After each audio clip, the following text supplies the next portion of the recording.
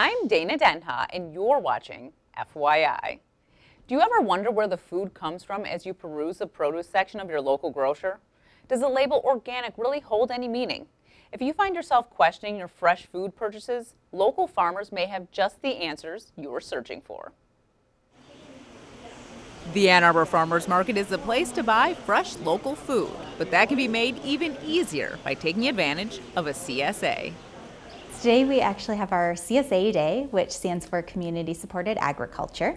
So all of our farms that offer CSAs are here today signing up members. A CSA is a membership basically to a farm. So the customer signs up at the beginning of the season, they pay up front, and each week they get a box of produce from that farmer. We're offering a lake whitefish package, white perch package, and a lake trout package. And there's various options as far as the amount you get and the frequency. We have a very unique CSA. It's a fruit CSA. Where most CSAs are vegetables, ours is primarily fruit, maybe 90% fruit and 10% vegetables. Our CSA is a 20-week program that runs from the first week of June. Joining a CSA has advantages for the farmer and consumer. Well, the CSAs, you know directly where it comes from, because we don't buy anything. It's all grown or raised there on our own property. So we have full control of what happens with our food as it's grown. We're keeping our dollars locally. We're buying our food from local producers, and the more business I think we can do within our own community, it just benefits all segments of our community, not just the consumer and the farmer, but win-win for everybody. It makes you explore, it pushes your boundaries a little bit, and so you are eating seasonally, you're trying things you might not ever have tried before, and you might really discover something you love. For a full list of local CSAs, visit a2gov.org/market. Stay tuned, and we'll be back shortly with more news and information.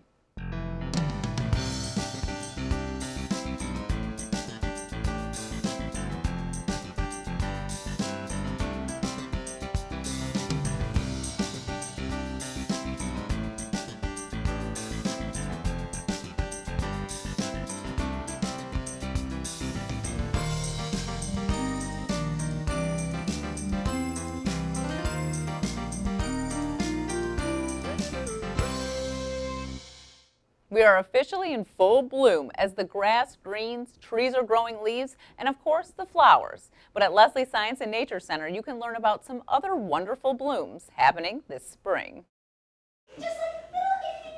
During the spring Eggstravaganza, witness the complexity of nature. We're celebrating the new season, and this event is all based around animals that lay eggs. Just hanging out with my niece and my nephew and trying to interact with them and get them to learn about the eggs and the different species and the way that they lay their eggs. We learned about the killdeer bird, which lays eggs in rotten logs to hide them. Eggs sprawled across the Leslie Science grounds as people were on the hunt. You take your compass and you're given a clue card, and it'll give you your starting bearing. And as you follow the bearings, you will encounter clues, and they will have a fact about an egg-laying animal.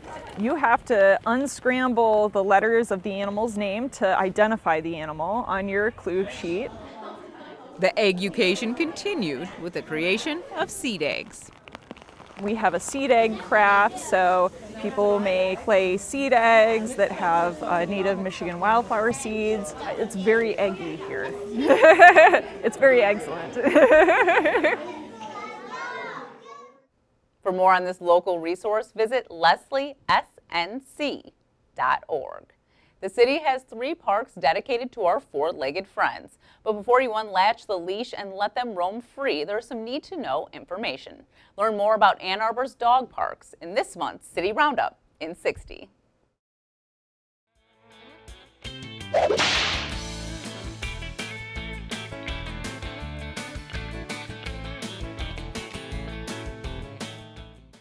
Hey guys, my name is Matt Morrow with the City Clerk's Office, and today we're going to talk about dog licensing, dog parks, and Ann Arbor's leash laws.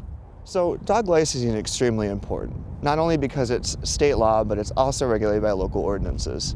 So Ann Arbor provides 3 different options in 1, 2, and 3-year intervals based on the rabies vaccination expiration date. Moving on from there, if you want access to one of these wonderful parks, you're going to need a dog park pass. For Swift Run, it's going to cost $35. Olson and Broadway can come together at $15, and that leaves All City at $45. In regards to the leash law, when the animal is outside in an open area such as lifts, it needs to be on the leash. However, inside one of these gated areas, the animal is free to roam. And if you have any questions, please feel free to contact us at our phone number, 734-794-6140. Or for additional information, please go to www.a2gov.org. You may be hearing a lot of chatter about films premiering at festivals all over the world. They are films that sound astounding, but will you ever get the opportunity to watch them in all their glory on the big screen? Since 2012, organizers have been bringing the best of the best from the festival circuit to Southeast Michigan during Cinetopia. Joining me is Ariel and Sarah Escalante, co-directors of Cinetopia. Welcome to the show, ladies. Hi, thanks for having us. So why don't you tell me a little bit about this festival and where the films are coming from, because it's different than most festivals, right? Yeah, so Cinetopia is curated, which is probably the biggest difference, is that most film festivals are submission-based.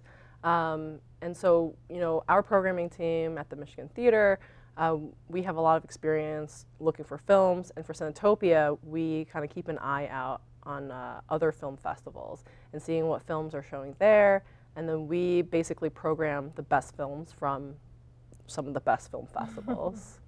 Yeah, so this year we have just over 60 films coming to us, with about 120 screenings, a little bit more. And we are in 8 venues around Southeast Michigan. We're in Ann Arbor, Dearborn, Detroit, Bloomfield Township.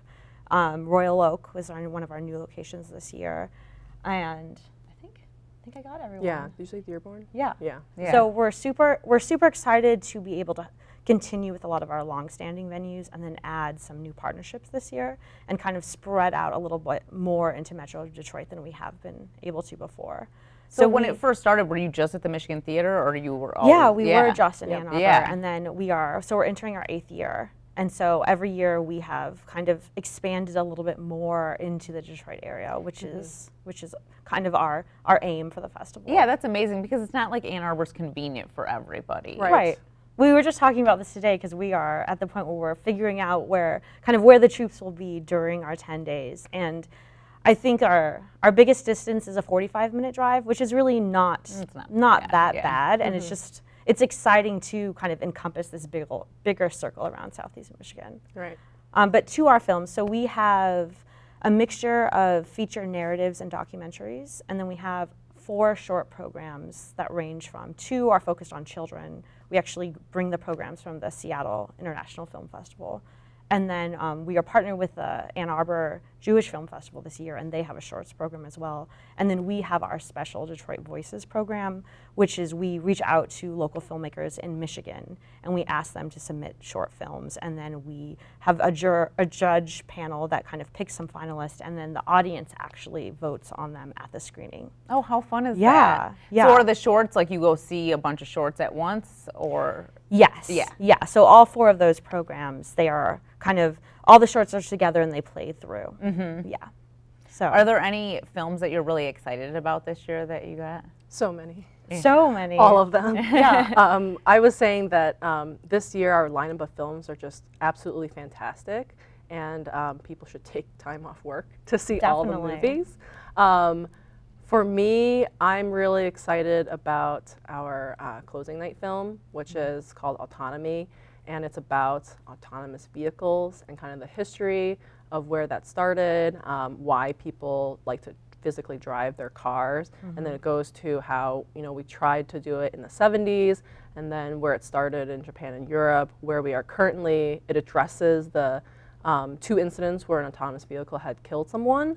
And then it talks about the future and the ethics of who's responsible, who's liable if anything happened. It's just a really well-made documentary, and I'm really excited because the director is going to be here, and also one of the producers. His name is Eddie Alterman. He's actually local because he's currently the chief brand officer at Hearst Autos, but he used to be the editor-in-chief for Car and Driver magazine. And the inspiration behind the doc actually came from one of their series of articles. And it's very Michigan focused too. Yeah. There's a lot of With the auto industry. yes, Right. And actually, our closing event will be at M-City, which is U of M's autonomous research facility on North Campus. Wow, that worked so out we well. get to kind of Yeah. you get to come and learn about autonomous vehicles if you're not familiar or if you do know something, and then step onto an actual area where they're testing these cars and see some of them. And that's open to the public? It is open to the public. Tickets are required for Okay. it, but yeah, we're trying to. It's not a space that many people are allowed to just wander into, and they kind of have made a little downtown Ann Arbor. So we're trying to bring a lot of the like great things of Ann Arbor to that area as well, and some parts from the Detroit community as well, so that it's kind of a block party, we're calling it.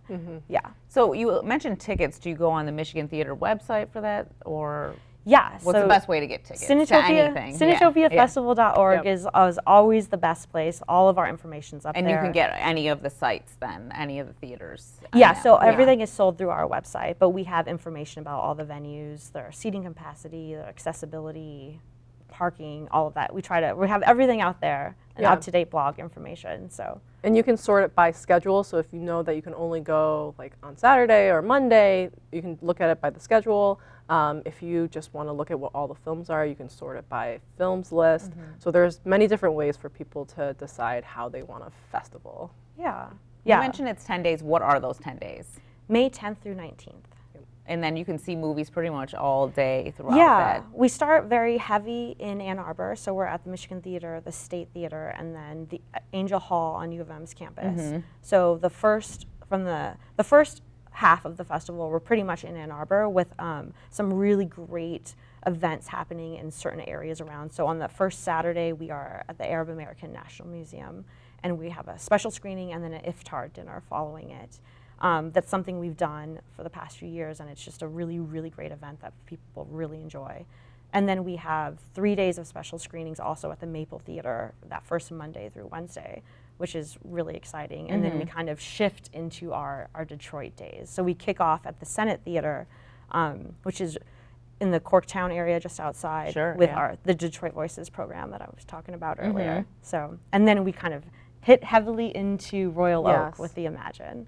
So you could travel and go see stuff, but you can see everything here too? Yeah, we have screenings through Ann Arbor the entire time. Yeah. Right. Yeah. Do you have a pick?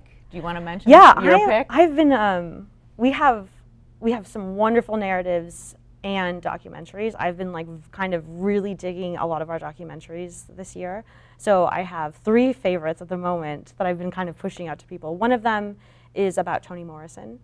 It's just a really beautiful, deep look into this woman who just has this humble and commanding voice that many of us have gotten to know through her words, but we don't really get to know much about her because she's a very private woman. And she's hilarious. And through this documentary, you're often like 1 minute laughing, 1 minute kind of crying as she's talking about just the struggles of being a woman and an African American woman in our time and day. So it's playing twice in Ann Arbor and at the Maple Theater, and it's just beautiful. We also have this other film, we were just talking about it earlier. It's our lead programmer's, one of his favorites. It's called Mr. Jimmy, and it's about this Japanese man who became obsessed with Jimmy Page from Led Zeppelin at the age of 16. Interesting. And then he spent his entire life in like a very ritualistic way, kind of replicating these great moments from their tours in the 1970s, down to like making sure his outfit folds in the exact way that Jimmy Page's folded. Or and like he played incorrectly, like if he made a mistake, it's exactly the same. And so the documentary kind of is like following him now he's an older man now, and he's still doing shows, and he has a show, and Jimmy Page is actually there. So it's kind of like everything's kind of like circling into this moment that he's been living his whole life for. So it's really, really well done, and the director will be with us, which is exciting. Yeah. Well, we're just about out of time, but if you want to tell people why you think they should come, each of you. Yeah, I mean, film helps bring people together and spark conversations that we might have with our family or with our coworkers. But coming to the film festival, you start seeing a lot of people that you don't know just from standing in lines or in the theaters, and I think it really encourages folks to start talking to everyone. And the fact that we bring a lot of films from all over the world, a lot of documentaries as well too, or a lot of narratives that are focused on not just a mainstream issue, it kind of allows the platform for having further conversations. Ariel? Yeah, I totally agree. I would say a lot of the films that we bring are films that might get limited distribution, or you might not ever see it again. So this is really the one opportunity for you to see a lot of really great films, especially the ones that come from other countries. Yeah. I know we have like a handful of films that definitely will get distribution. You'll see it in a theater later on this year or maybe next year, but the vast majority is you might not see it again. And they are great films that deserve to have an audience, and the fact that we can have a lot of the talent that comes from the other countries to Cinetopia to talk about their film is just a really great opportunity. So I would say, don't miss out, because you'll definitely miss out forever. Right. Yeah. A lot of our repeat pass holders that come back every year, they say they didn't plan on watching this movie, and then it just happened to be what they saw, and it was just an amazing experience for them. All right, well, thank you both for coming on the show. Yeah, thank you for having us. Thank you. For more on this and other programs, visit a2gov.org/CTN. Visit youtube.com/CTN Ann Arbor to see all that we have to offer. And remember to like, comment, and share. Thanks for watching, and tune in next time to FYI.